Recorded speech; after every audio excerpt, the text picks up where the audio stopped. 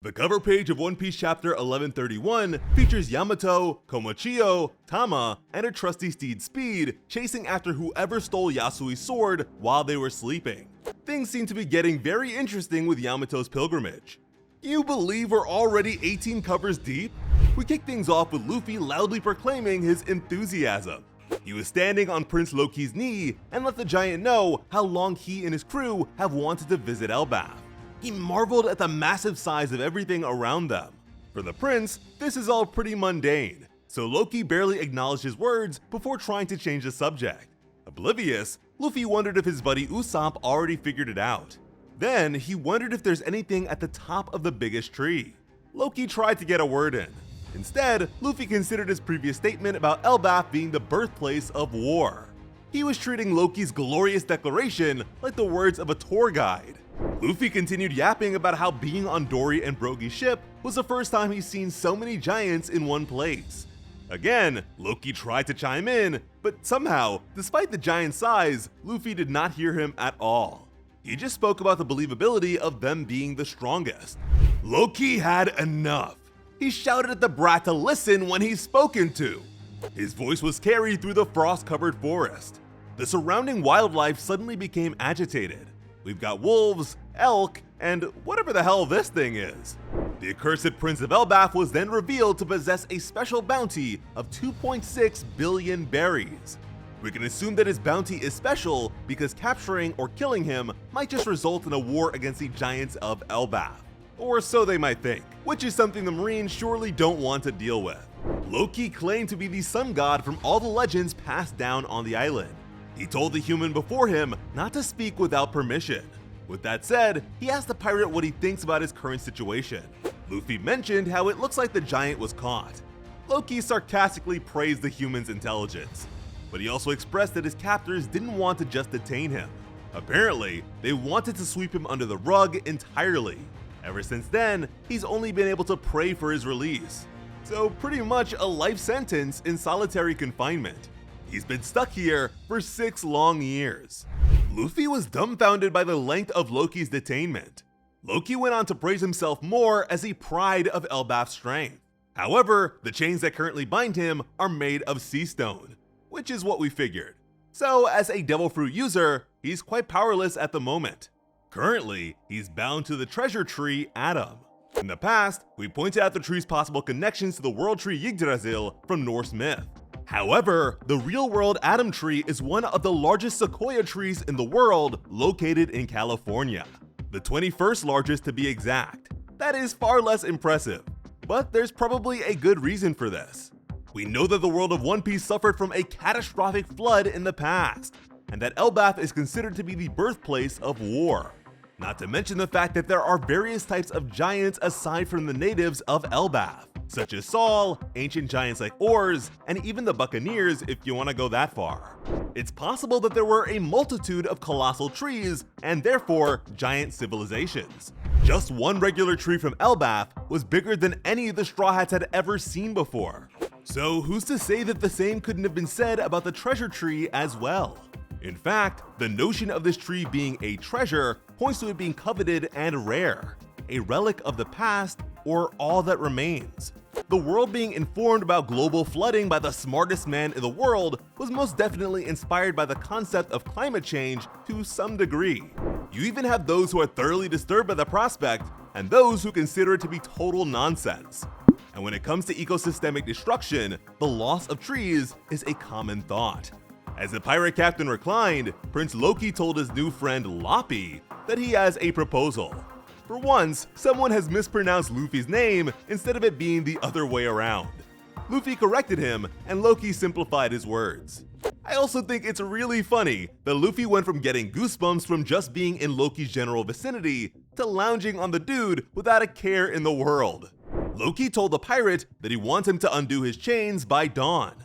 Now, the specification of time relative to the status of the sun is presumably related to his devil fruit. Loki considers himself to be the sun god, and we all know how relevant the word dawn is to the world of One Piece. The giants were able to catch him once already. He's clearly underestimating Luffy and considers himself to be vastly stronger than all of his giant peers. Ergo, Loki is overconfident, and they probably capitalized on that. In Norse myth, that's precisely how the gods managed to bind the calamitous Fenrir. Maybe they targeted him in the dead of night when he was at his weakest. Now, that would certainly conflict with plenty of your theories about Loki being a werewolf. But come on, Jabra is right there. And would a supposed sun god really be so closely associated with the moon? Regardless, it only makes sense that Loki would want to be at the pinnacle of his strength upon release. Whether that be as a means of ensuring his escape, or for the sake of unbridled revenge against the giants. Really, the whole concept totally reminds me of Escanor from the Seven Deadly Sins, especially since Loki calls himself the pride of Elbaf's strength. In return for completing this task, Loki offered to wipe out any pirate crew Luffy desires. In fact, he wouldn't leave a single trace of them. Assuming the deal to be more than satisfactory, Loki let him know that the key to his bindings is somewhere in the village. Unfortunately for him, Luffy isn't the sort of pirate who'd care about an offer like this at all. If Luffy has a problem with anyone, he'll handle it himself. He also doesn't hold grudges as fiercely as most other pirates. But considering his huge bounty, Yonko aside, Loki might just be able to stomp out any crew he comes across. Literally. Mind you, Loki's bounty likely hasn't changed in the last 6 years. Since they locked him up for killing his father King Harold, Loki's bounty was that high before he even got his devil fruit. And that devil fruit of his is considered legendary and powerful enough to annihilate the birthplace of war. Besides that, we also see that Loki was bound to the treasure tree with a weapon on his back. What looks to be a massive hammer. I imagine they wouldn't want to leave a prisoner with a weapon, so perhaps they were unable to move it. And that concept immediately elicits thoughts of the legendary hammer, Mjolnir. These days, the hammer is famous for being practically impossible for anyone besides Thor to lift. But that's majorly a rule imposed by Marvel Comics. That is, unless they really want to sell you on a cool moment by having someone else use it. And if that's the case, maybe Usopp has a chance. But in proper Norse myth, there's nothing magical that actually bars others from lifting the hammer. It's just so ridiculously heavy that Thor's the only one who can reasonably do so. It would take multiple giants to get the job done, and we know that this Prince Loki is the strongest of the giants. And even then, in Norse stories, lifting the hammer and properly wielding the hammer for battle are different things. That said, the closest character representation we have to Thor in One Piece is Loki's brother Prince Harudin, and that guy uses gauntlets and a broadaxe these days. Keep in mind that all this mythology stuff is just inspiration and not any hard restrictions, so Loki wielding a legendary hammer is certainly fair game. But man, how cool would it be if this big hammer of his is actually the final road poneglyph fashioned into a weapon? That would certainly ensure its indestructibility along with its significance.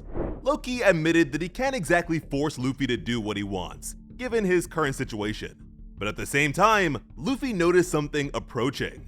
Loki explained that they're currently on Elbaf's lowest layer, the realm of the dead, a place where none dare to visit. This is where the giants drop their criminals and condemned. It doubles as a prison and execution ground. In Norse mythology, the realm of the dead is Hel or Helheim. Beneath the snow are the countless bones of both humans and giants alike. A titanic hand uprooted a massive tree. It placed the big plant between its palms and crushed it like a flower. A gigantic serpent took a bite out of a really big mountain. Loki claimed that the legends call this place the First World, and it's home to creatures that have taken residence here for thousands of years, a timescale that is well beyond the Void Century and Ancient War. We have a radically oversized mammoth, snake, wolf, gorilla, and polar bear. With that said, Loki let the fool of a human know that the First World belongs to the sun. He's not sure what brought the man to such a place, but warned him to watch himself around the creatures. He added that they visit him since they became friends when he was still a kid. Luffy was in awe of the beasts and even felt a sense of nostalgia thanks to his own experiences with the native beasts of his homeland. And there's also the island of Rusukaina, where he spent his time training with Rayleigh. Loki seemed to miss his words, and warned the pirate that if he tries to cross him, his friends won't be pleased. And the same goes for any human that tries to go against Elbaf. The only way for them to protect themselves is to dress up in smelly clothing and behave like zombies. Loki's human minions were a bit offended. They asked their master about Luffy, if it's alright for him to be devoured by the beasts, and if he has any valuables on him. Besides that, they apologized to him for passing out when Shanks showed up. Luffy was suddenly interested in what they had to say, while they couldn't believe what he was up to. The many First World beasts cheerfully crowded around Luffy and were completely docile towards him.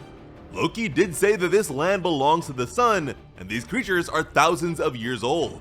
So they may have even met Joy Boy in the past. The stinky humans struggled to comprehend what they were seeing. Even Prince Loki had to reconsider who he's talking to. Again, Luffy focused on the mention of Shanks. Loki suspected that Luffy might know the other pirate, and seeing the look on Luffy's face, Loki decided to say something bold. He referred to Shanks as a coward of a pirate. With no hesitation, Luffy tapped into Gear 4th and raised a Kong gun at Loki's face. Although he's blindfolded, Loki sensed Luffy's aggression and the impending attack. He quickly moved his head out of the way. The humans cried out for their lord. Loki wasted no time telling Luffy to calm down. He claimed that it was just a joke. Luffy was still really angry as he began reverting back to normal. The beasts were shook. Luffy made it clear that that's not something to joke about. He does not tolerate insults directed at his friends. Luffy hopped back up on Loki's leg. The giant shouted that he can't even move right now. Internally, he vowed to kill the fool quickly. But Luffy doesn't care if the guy is tied up or not. The next time he pisses him off with something like that, he'll bury the idiot in the tree. The other humans were outraged. Getting back on topic, Luffy asked what Shanks was doing here in the first place. He didn't believe it was just an errand of some sort. He also wanted to know if the other Yonko is still on Elbaf, but apparently, that's not something Loki can just tell him. Elsewhere, the bridge the other Straw Hats were on began to heavily shake. Usopp feared that this would be the end of them. He pulled out some binoculars and couldn't believe his eyes.